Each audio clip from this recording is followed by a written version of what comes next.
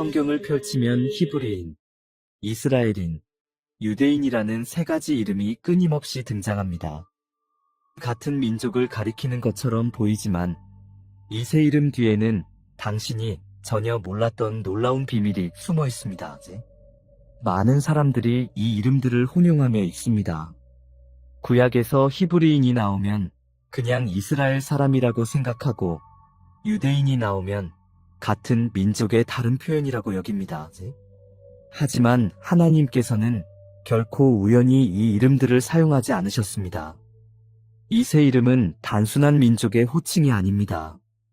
이것은 하나님께서 한 사람을 어떻게 변화시키시고 한 공동체를 어떻게 만드시며 마침내 온 인류를 어떻게 구원하시는지를 보여주는 구속사의 단계입니다. 창세기부터 요한계시록까지 흩어져 보이던 성경 전체가 하나의 드라마처럼 연결되는 이 세 이름의 비밀을 지금부터 밝혀드리겠습니다.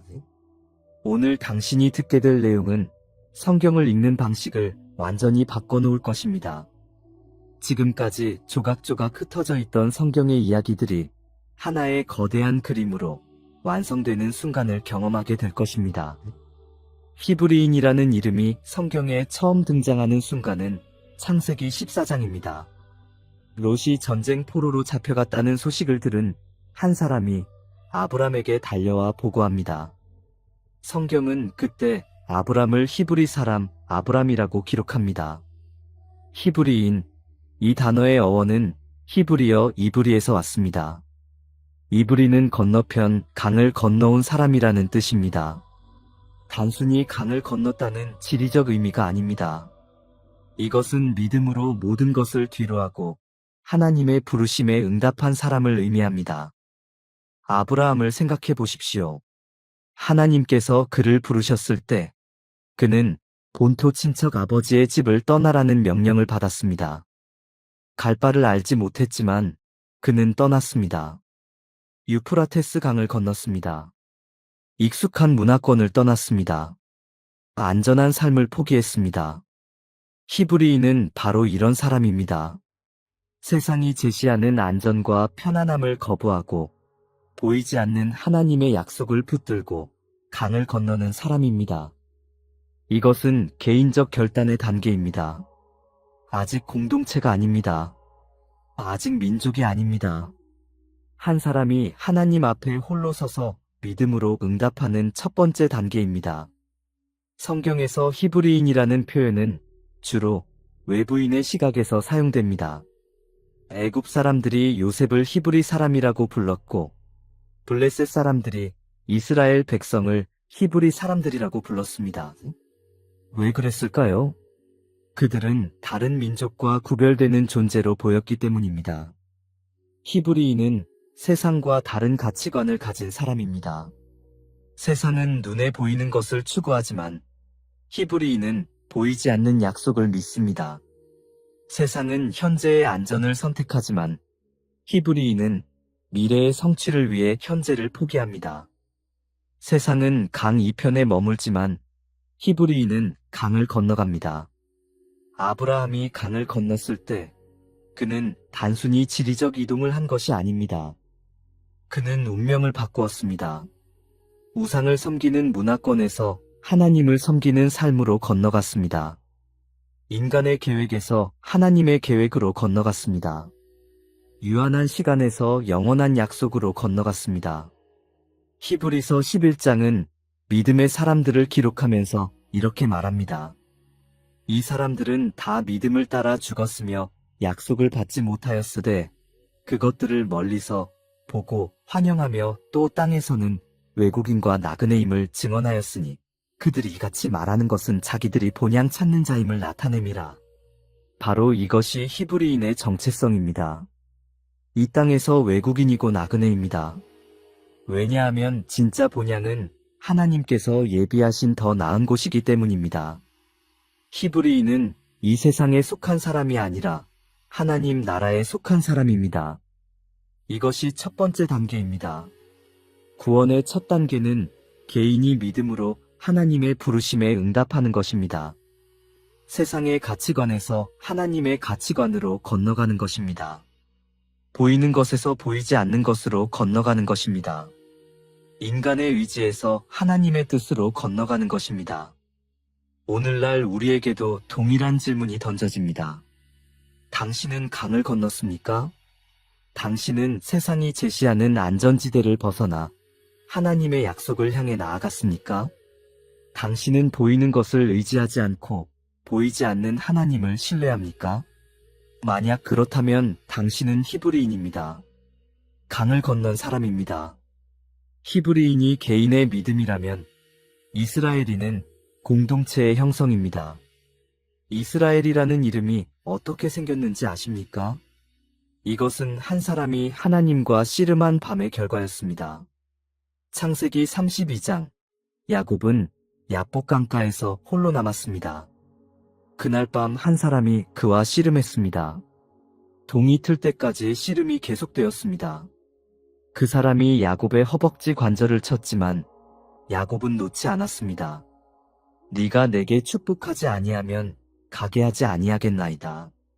그때 그 사람이 물었습니다. 내 이름이 무엇이냐? 야곱이 대답했습니다. 야곱이니이다. 그러자 그 사람이 말했습니다. 내 이름을 다시는 야곱이라 부르지 않겠고 이스라엘이라 부르리니 이는 네가 하나님과 및 사람들과 겨루어 이겼음이니라. 이스라엘, 이 이름은 하나님과 씨름하다, 하나님과 겨루다는 뜻입니다. 여기서 오해하지 말아야 할 것이 있습니다. 이것은 하나님을 대적하는 것이 아닙니다. 이것은 하나님과 치열하게 관계하는 것을 의미합니다. 야곱의 생애를 보십시오. 그는 평생 속이고 도망치고 두려워하며 살았습니다. 형을 속였고, 아버지를 속였고, 장인에게 속았고, 끊임없이 도망쳤습니다. 그러나 야복 강가에서 그는 처음으로 도망치지 않았습니다. 그는 하나님을 붙들고 놓지 않았습니다. 이것이 바로 이스라엘인의 정체성입니다. 하나님과 치열하게 씨름하는 사람입니다. 형식적으로 믿지 않습니다. 관습적으로 따르지 않습니다. 하나님과 직접 대면하고 질문하고 부딪히고 매달리고 끝까지 축복을 구합니다. 야곱이 이스라엘이 되는 과정은 개인에서 공동체로 넘어가는 전환점입니다. 야곱 개인은 히브리인이었습니다. 그러나 이스라엘이라는 이름을 받은 후 그의 12아들은 이스라엘의 12지파가 됩니다. 개인의 믿음이 이제 공동체의 정체성으로 확장됩니다. 출애굽기에서 하나님께서는 애굽에서 노예로 살던 야곱의 후손들을 부르실 때 이렇게 말씀하십니다. 이스라엘은 내 아들 내 장자라. 이제 이스라엘은 단순히 한 사람의 이름이 아닙니다. 하나님께서 선택하신 공동체, 하나님의 백성, 하나님의 아들로 불리는 민족이 되었습니다. 이스라엘 백성이 출애굽할 때 그들은 홍해를 건넜습니다. 다시 강을 건너는 것입니다. 히브리인 아브라함이 유프라테스 강을 건넌 것처럼 이스라엘 백성은 홍해를 건넜습니다. 노예에서 자유로, 애굽에서 약속의 땅으로 건너갔습니다. 광야에서 40년을 지낸 후 그들은 또다시 강을 건넙니다. 요단강입니다. 여호수아가 백성을 이끌고 요단강을 건널 때 제사장들이 언약궤를 메고 강물에 발을 들여놓자 강물이 멈췄습니다. 백성들은 마른 땅으로 강을 건넜습니다. 이 모든 강 건너기는 무엇을 의미합니까? 이것은 계속되는 변화입니다. 옛것에서 새것으로의 전환입니다. 과거의 정체성에서 새로운 정체성으로의 이동입니다. 이스라엘 백성은 시내산에서 하나님과 언약을 맺습니다. 십계명을 받습니다. 율법을 받습니다.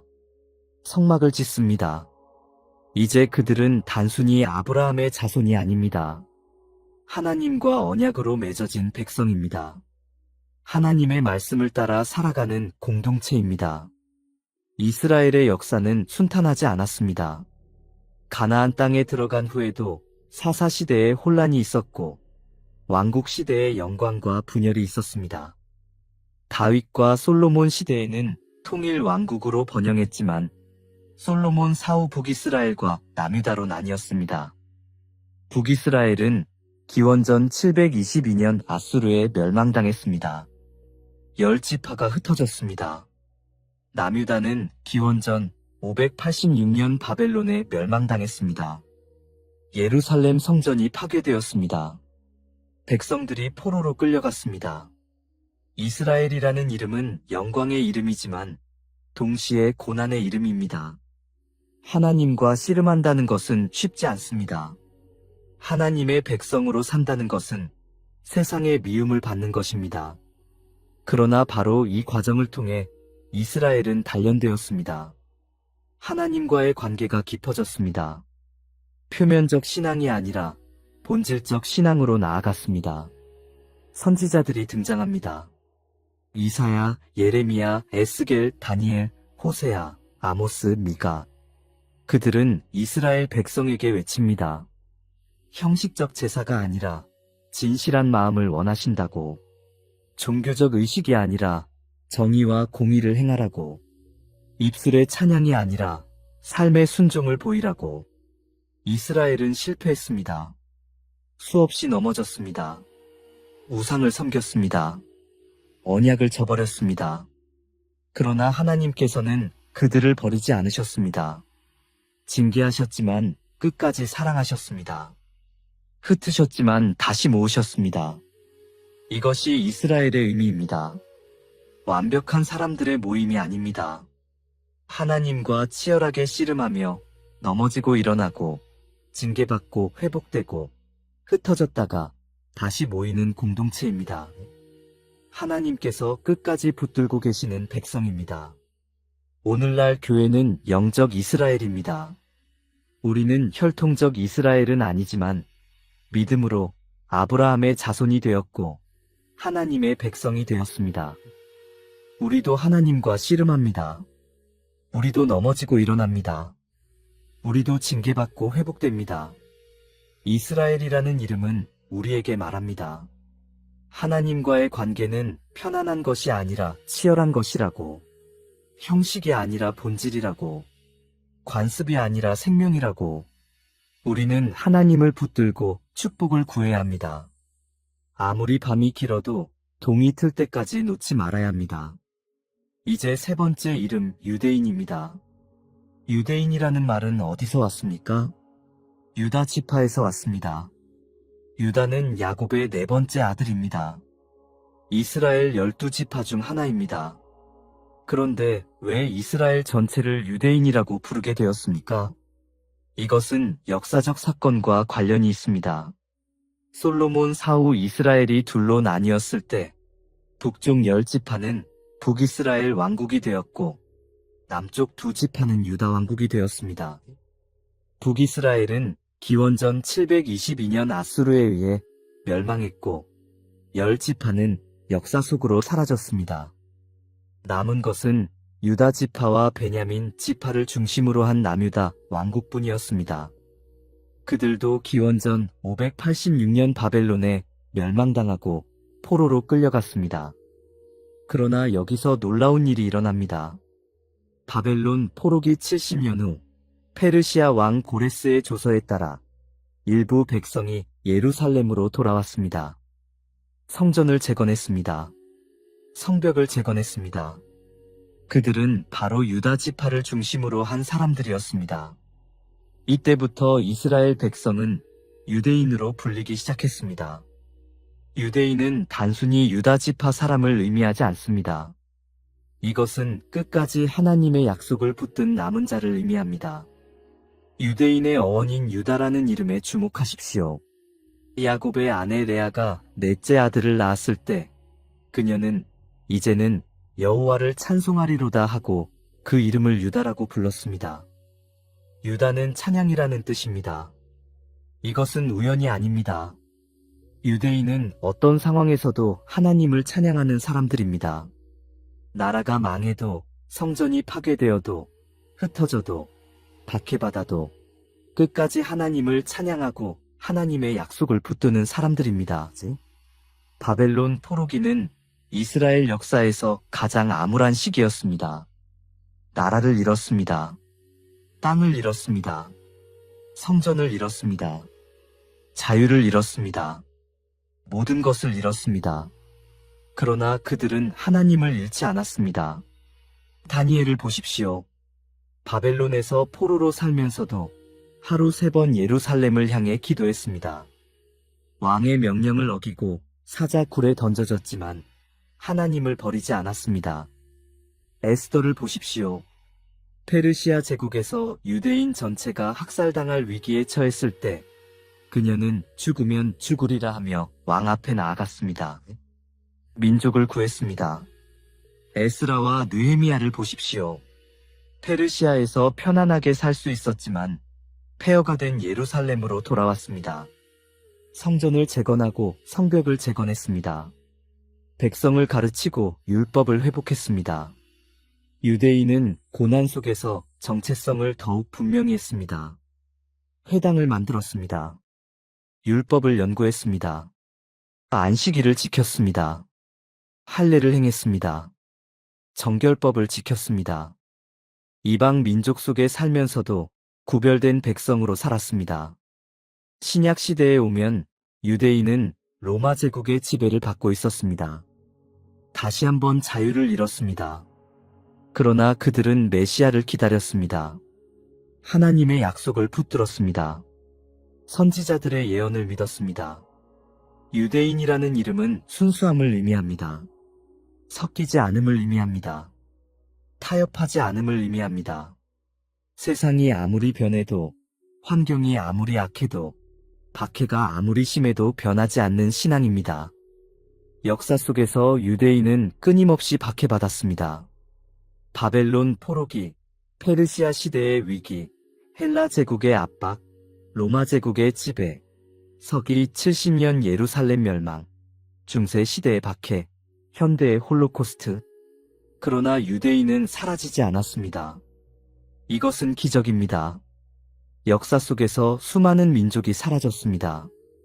바벨론도 사라졌고, 아수르도 사라졌고, 페르시아도 사라졌고, 로마도 사라졌습니다.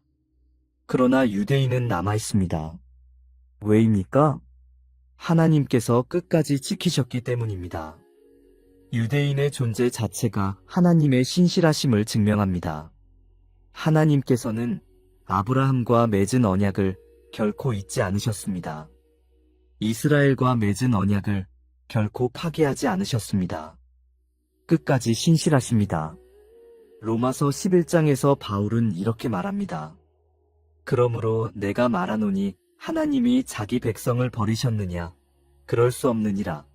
나도 이스라엘이니요 아브라함의 후손이요 베냐민 지파라. 하나님께서 그의 백성을 버리지 아니하셨습니다. 유대인은 남은 자의 신학을 보여줍니다. 전체가 아니라 남은 자입니다. 다수가 아니라 소수입니다. 이사야 선지자가 예언했듯이 남은 자가 돌아올 것입니다. 모두가 구원받는 것이 아니라 끝까지 믿음을 지킨 자가 구원받습니다. 신약 시대에도 이것은 동일합니다. 예수님께서 오셨을 때 모든 유대인이 예수님을 믿지 않았습니다. 대다수는 거부했습니다. 그러나 남은 자가 있었습니다. 12제자, 70인, 500여 형제, 초대교회의 유대인 신자들. 그들이 남은 자였습니다. 오늘날 교회도 마찬가지입니다. 모든 사람이 구원받는 것이 아닙니다. 많은 사람이 넓은 길로 갑니다. 그러나 좁은 길로 가는 사람들이 있습니다. 끝까지 믿음을 지키는 사람들이 있습니다. 그들이 영적 유대인입니다. 유대인의 특징은 말씀에 대한 헌신입니다. 그들은 토라를 연구했습니다. 탈무드를 만들었습니다. 자녀들에게 말씀을 가르쳤습니다. 회당에서 말씀을 읽었습니다. 일상에서 말씀을 암송했습니다. 신명기 6장에 이런 말씀이 있습니다. 오늘 내가 네게 명하는 이 말씀을 너는 마음에 새기고 내 자녀에게 부지런히 가르치며 집에 앉았을 때에든지 길을 갈 때에든지 누워있을 때에든지 일어날 때에든지 말씀을 강론할 것이며. 유대인은 이 명령을 문자 그대로 실천했습니다. 그래서 그들은 흩어져도 정체성을 잃지 않았습니다. 나라가 없어도 민족성을 유지했습니다. 말씀이 그들을 지켰습니다. 오늘날 우리에게도 동일한 질문이 던져집니다. 당신은 끝까지 붙들 것입니까? 환경이 변해도, 시대가 변해도, 박해가 와도, 어려움이 와도 믿음을 지킬 것입니까? 만약 그렇다면 당신은 영적 유대인입니다. 끝까지 하나님의 약속을 붙든 남은 자입니다.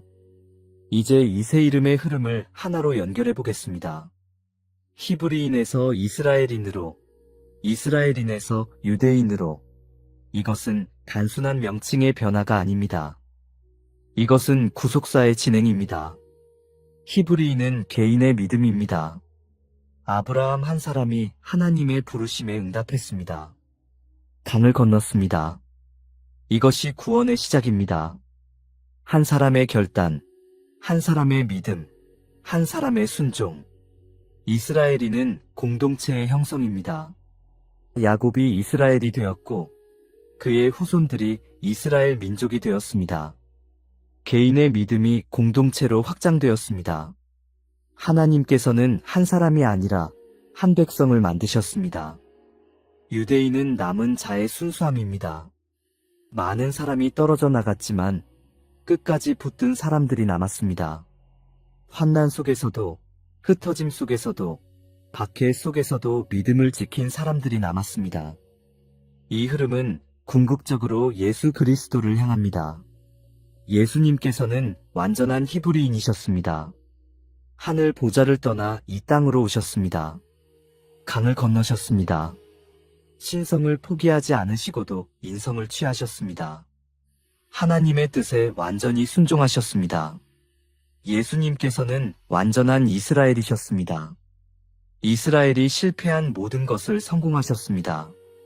이스라엘이 광야에서 40년 동안 시험받고 실패했지만 예수님께서는 광야에서 40일 동안 시험받으시고 승리하셨습니다. 이스라엘이 하나님께 불순종했지만 예수님께서는 죽기까지 순종하셨습니다. 예수님께서는 완전한 유대인이셨습니다. 유다 지파에서 나셨습니다. 다윗의 자손으로 오셨습니다. 끝까지 하나님의 약속을 붙드셨습니다. 십자가에서조차 아버지 당신의 손에 내 영혼을 의탁하나이다 하시며 끝까지 신뢰하셨습니다. 예수님의 죽음과 부활로 구속사는 새로운 단계로 나아갑니다. 이제 혈통적 이스라엘만이 아니라 믿음의 이스라엘이 탄생합니다. 유대인만이 아니라 이방인도 포함됩니다. 모든 민족, 모든 나라, 모든 방언의 사람들이 하나님의 백성이 됩니다. 갈라디아서 3장 28절은 이렇게 선포합니다. 너희는 유대인이나 헬라인이나 종이나 자유인이나 남자나 여자나 다 그리스도 예수 안에서 하나이니라. 이제 혈통이 아니라 믿음이 기준입니다. 로마서 2장 28절과 29절은 이렇게 말합니다. 무릇 표면적 유대인이 유대인이 아니요 표면적 육신의 할례가 할례가 아니니라. 오직 이면적 유대인이 유대인이며 할례는 마음에 할지니 영에 있고 율법 조문에 있지 아니한 것이라. 그 칭찬이 사람에게서가 아니요 다만 하나님에게서니라. 이제 진짜 유대인은 혈통적 유대인이 아니라 영적 유대인입니다. 진짜 할례는 육체의 할례가 아니라 마음의 할례입니다. 진짜 이스라엘은 혈통적 이스라엘이 아니라 믿음의 이스라엘입니다. 계시록 7장에서 요한은 환상을 봅니다. 각 나라와 족속과 백성과 방언에서 아무도 능히 셀 수 없는 큰 무리가 흰 옷을 입고 손에 종려가지를 들고 보좌 앞과 어린 양 앞에 서서 큰 소리로 외칩니다. 구원하심이 보좌에 앉으신 우리 하나님과 어린 양에게 있도다. 이것이 구속사의 완성입니다. 아브라함 한 사람으로 시작된 이야기가 모든 민족을 포함하는 이야기로 확장됩니다. 히브리인 한 사람이 이스라엘 민족이 되고 이스라엘 민족 중 남은 유대인이 되고 마침내 예수 그리스도를 통해 모든 민족이 하나님의 백성이 됩니다. 이것이 하나님의 계획이었습니다. 창세기 12장에서 하나님께서 아브라함을 부르실 때 이미 말씀하셨습니다. 땅의 모든 족속이 너로 말미암아 복을 얻을 것이라. 아브라함 한 사람을 통해 모든 민족을 축복하시겠다는 약속이었습니다. 그 약속이 예수 그리스도 안에서 성취되었습니다. 예수님께서는 아브라함의 자손으로 오셨습니다. 이스라엘의 메시아로 오셨습니다.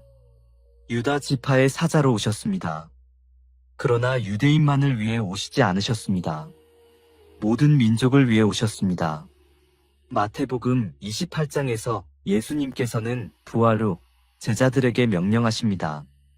그러므로 너희는 가서 모든 민족을 제자로 삼아 아버지와 아들과 성령의 이름으로 세례를 베풀고 내가 너희에게 분부한 모든 것을 가르쳐 지키게 하라. 모든 민족입니다. 유대인만이 아닙니다. 이방인도 포함됩니다. 동양도 서양도 남쪽도 북쪽도 모든 언어, 모든 문화, 모든 인종이 포함됩니다. 오늘날 우리는 이 구속사의 연장선상에 있습니다. 우리는 혈통적으로 아브라함의 자손이 아닙니다. 그러나 믿음으로 아브라함의 자손이 되었습니다. 우리는 혈통적으로 이스라엘이 아닙니다. 그러나 믿음으로 하나님의 백성이 되었습니다. 우리는 혈통적으로 유대인이 아닙니다. 그러나 믿음으로 영적 유대인이 되었습니다. 갈라디아서 3장 7절은 이렇게 말합니다. 믿음으로 말미암은 자들은 아브라함의 자손인 줄 알지어다. 또한 29절은 이렇게 말합니다. 너희가 그리스도의 것이면 곧 아브라함의 자손이요 약속대로 유업을 이을 자니라. 우리에게도 세 가지 질문이 던져집니다. 첫째, 당신은 히브리인입니까? 강을 건넜습니까? 세상의 가치관에서 하나님의 가치관으로 건너왔습니까?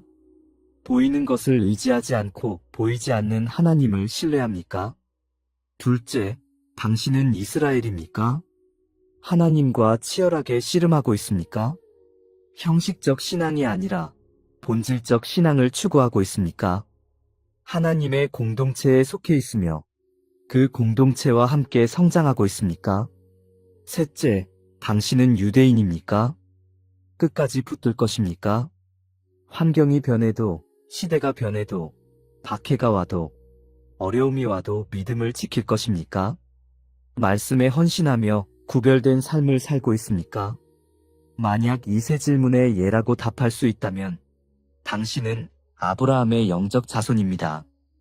당신은 믿음의 이스라엘입니다. 당신은 영적 유대인입니다. 당신은 하나님의 구속사 안에 있습니다. 성경 전체는 하나의 이야기입니다. 창세기부터 요한계시록까지 흩어져 보이는 이야기들이 사실은 하나의 거대한 드라마입니다. 히브리인, 이스라엘인, 유대인이라는 세 이름은 그 드라마의 진행 단계를 보여줍니다. 그리고 이 드라마의 주인공은 예수 그리스도이십니다.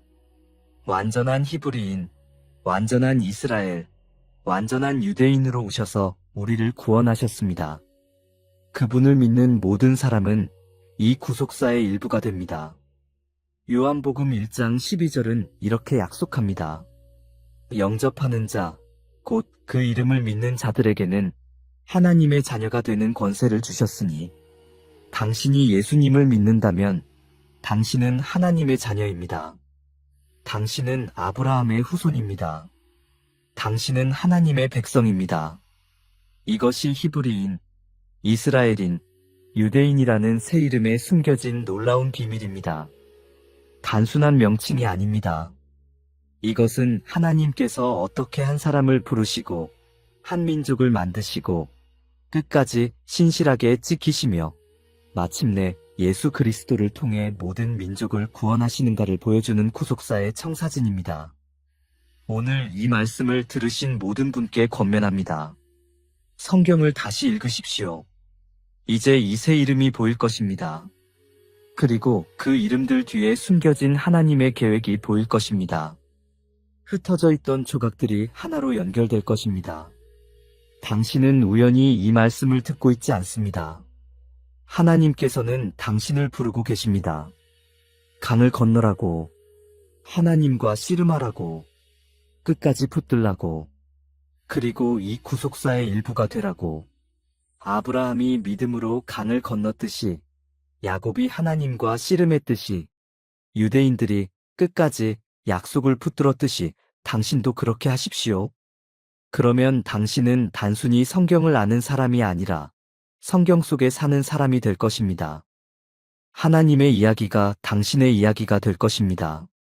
아브라함의 하나님, 이삭의 하나님, 야곱의 하나님이 당신의 하나님이 될 것입니다. 그리고 당신은 히브리인이 되고 이스라엘이 되고 유대인이 될 것입니다. 영적으로 말입니다.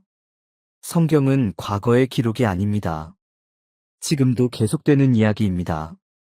그리고 당신은 그 이야기의 다음 장을 쓰고 있습니다. 어떤 이야기를 쓰시겠습니까?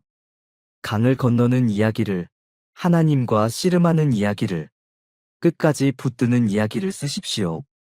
그것이 하나님께서 당신에게 주신 사명입니다.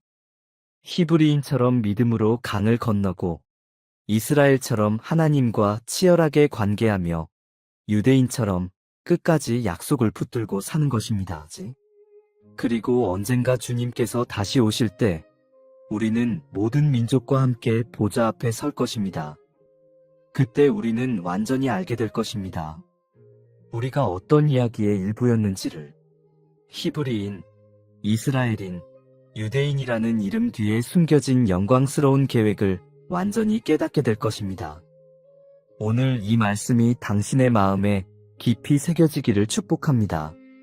성경을 읽을 때마다 이 새 이름이 보이고 하나님의 구속사가 보이고 그 안에서 당신의 자리가 보이기를 축복합니다. 당신이 단순히 성경을 읽는 사람이 아니라 성경의 이야기를 살아가는 사람이 되기를 축복합니다.